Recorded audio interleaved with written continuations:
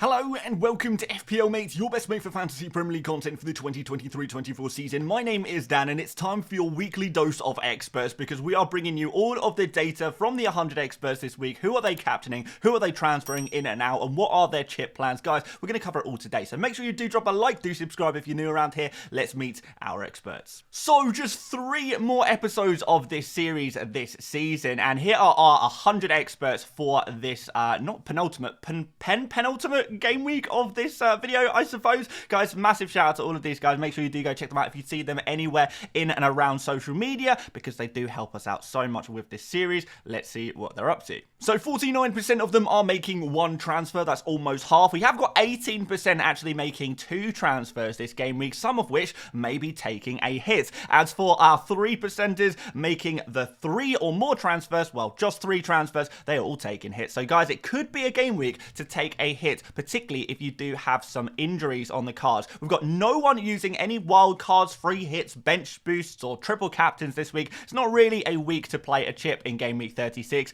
but we have got 30% not making any transfers at all. So it's definitely one of those weeks where many people will be completely foregoing transfers this week and instead focusing on other decisions in their team, rolling transfers into the big double game week 37 where there may be a lot of transfers. I think we're going to see a lot of transfers next game week, but we are seeing still a decent amount this week, and we've got some very, very good data for you guys.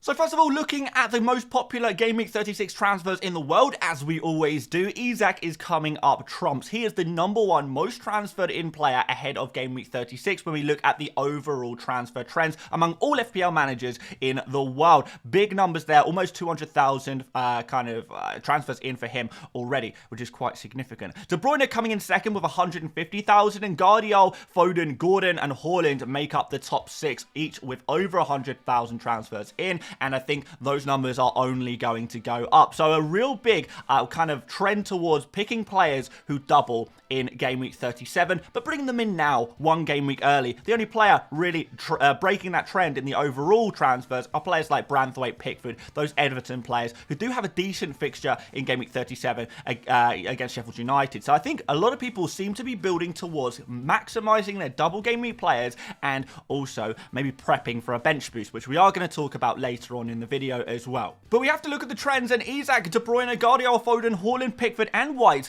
are also seeing significant interest among our experts. Yes, a lot of these players are being brought in by our experts ahead of Game Week 36. To be fair, a lot of these players our experts already own. So these trends are just building and building and building. More people bringing in the likes of these players. However, there are clearly a few that our experts are not so keen on bringing in this week. Gordon, Branthwaite, Walker, and Havertz are seeing a couple of transfers in each, but surprise, surprise, Bruno Fernandes, we put him in the avoid section of the buy, sell, keep, avoid video yesterday, and it's kind of been backed up by our experts here as nobody is looking to bring him in this week. Well, actually, technically, one person is bringing in Bruno Fernandes, but also another person is selling Bruno Fernandes. So a net 0 transfers in for Fernandes among our experts. Now, in fairness, a lot of our experts do already own Bruno Fernandes, but what's interesting is that anyone who doesn't have him already is pretty much saying, yeah, I don't want to bring him in. I think I'm okay living without him for this game against Crystal Palace away, which could prove to be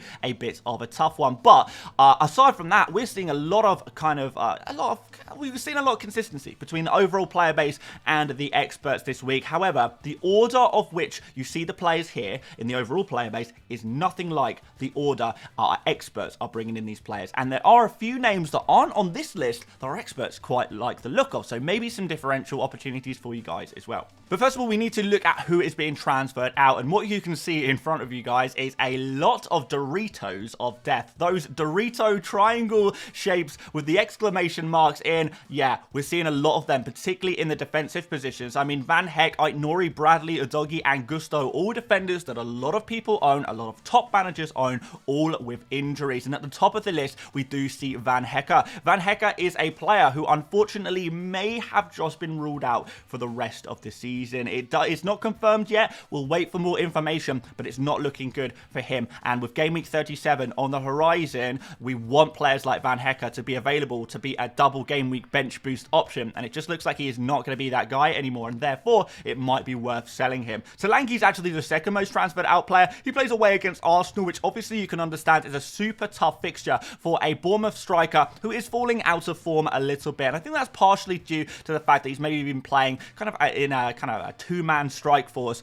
recently with Unal, I believe, and it kind of means that his chances have lessened a little bit. He's no longer the focal point of that team, and when you go in against Arsenal, you know, the focal point that you don't have anymore is going to be even more dampened. So definitely understand why people are looking to sell Solanke ahead of Game Week 36. Nori, potential injury there, so a few transfers out for him. Salah not providing value for money ahead of his fixture against Spurs. And yeah, like I say, aside from that, it's pretty much just either players who are injured or players who are super rotation risk, you know, like Neto, who's not been starting for Bournemouth recently. Zabani didn't start last game week either. And we've got Darwin didn't start. Van Dijk playing against Spurs this week. We've got Højlund there as well at the bottom of the list. He has not been in the greatest of form recently. So yeah, you can kind of understand a lot of the reasons why these players are being removed. It makes a lot of sense. And I think that's going to be a key thing here, because we're seeing 30% rolling their transfer this week. I feel like you have to have a good reason to make a transfer this week, because ideally you would like to roll a transfer into Game Week 37 for the big double game week. And if that's not going to be possible, well, you know, that's fine. Check out these players. Do you have these injured players, these rotation risk players, these players about to face Arsenal? And if so, is that a good enough reason for you to pull the trigger and make a new transfer move? And if so, who are you going to bring in? Well, I don't know who you guys are bringing in, but I know who our experts are bringing in. And we've got a solid trend here towards Guardiola at Manchester City. I did not expect to see him being the standout player to buy this game week, but I guess it makes sense. With so many people looking to remove defenders at the moment, you need a new defender to bring in. And Guardiola at around 5 million is a pretty cheap way of entering into this Man City defense, as well as getting a decent amount of attacking upside. We've seen Guardiola playing in some very dangerous positions recently, and getting opportunities to score and assist in those Man City games. And the home game against Wolves is definitely going to offer an opportunity for clean sheets. Now, is Guardiola nailed on? The answer, as always, is no, not 100%. We may see Guardiola be rotated, benched in one of the games over the last final 4 fixtures for Manchester City. But the hope is that his upside is so high that if you get him at the right moment, he can provide attacking returns, clean sheets, bonus points, and it will all be worthwhile in the end. De Bruyne coming in second here. He is the second favourite among our experts as a new transfer in, and he's another real nice opportunity in this Manchester City team to get involved and try and get more out of the attack right now, because you've got players like Foden and Højlund also both seeing transfers in among our experts. But can you get even more? De Bruyne has been in great form recently. He probably plays every game this season, at least until Man City have wrapped up the title, which we probably think they will. It's not guaranteed, of course, but, you know, De Bruyne is going to be a big part of that all the way through until the double game week at least, and that's going to be huge where Man City face Fulham, and they face, Fulham and Spurs in that double game week. Got to remember these things, guys. Højlund, I was surprised to see that so many of our experts didn't already own Højlund, but it seems that those who didn't own him previously are choosing this game week to bring him back into their team ahead of a nice fixture against Wolves and the double game week as well. Burn is the second most popular defender to bring in this week among our experts, and the most popular player outside of Man City to bring in as well. And we've got Isak, most popular forward outside of Højlund. We've got Ben White there, a few transfers in for him. And after Foden, we've got Pickford, Branthwaite, Gordon, Maguire, and Walker. So real, again, focus on players who double next week plus Everton, and that is the key trends we're seeing this game week. So if you're looking for a new defender, guys, Guardiola seems to be your guy. Midfielder, De Bruyne.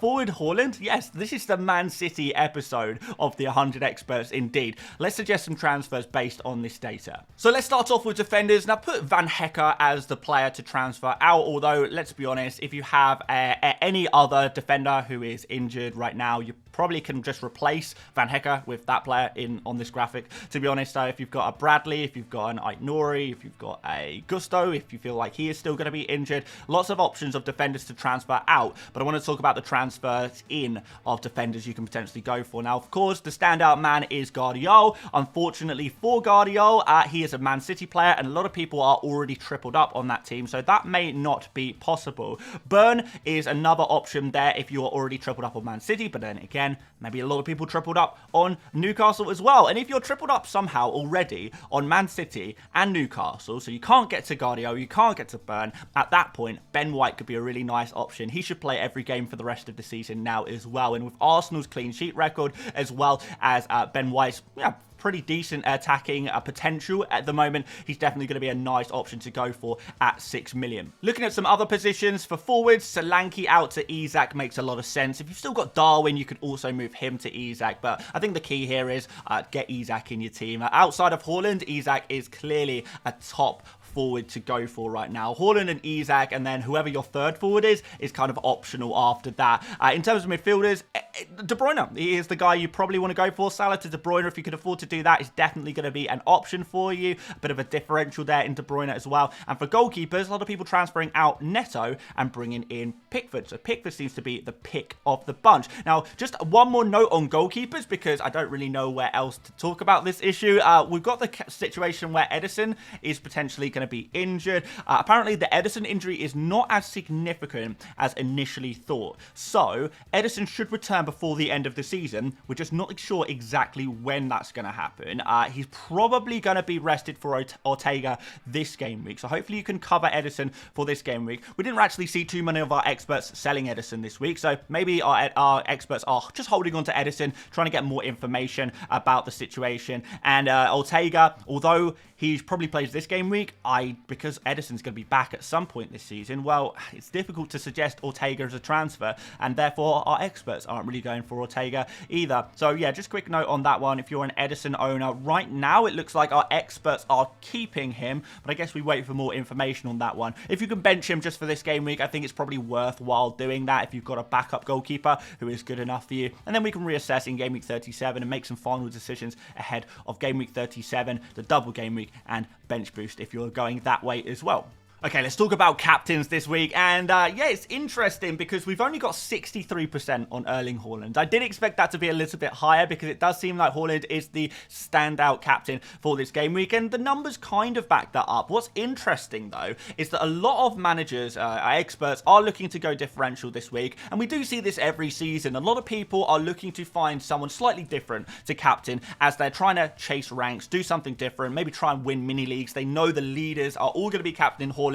So can they gain an edge by going elsewhere? However, there doesn't seem to be a strong enough trend outside of Haaland this game week. You would hope that if Haaland was at 63%, we'd maybe see a strong candidate for a differential at around 20-25%. And therefore, we could look at that and say, okay, we all agree who the second best option is after Haaland. Maybe it's worth going there. But that isn't really the case among our experts. We've got 11% on Palmer against West Ham, which is a really nice fixture, and Palmer's shown some good form previously. I wonder if anything will change after Thursday night's fixture between Chelsea and Spurs. If Palmer puts in a good performance there, maybe we might see a few more people going differential on Palmer rather than some of these other options. We've got 9% on Isak, 7% on De Bruyne, and then down to 4% with Foden, 3% with Havertz, and 2% on Salah. The only 1% of this game week is Bukayo Saka, but it just seems like in general I would have liked to see a stronger trend, because it seems to be go for Haaland as your,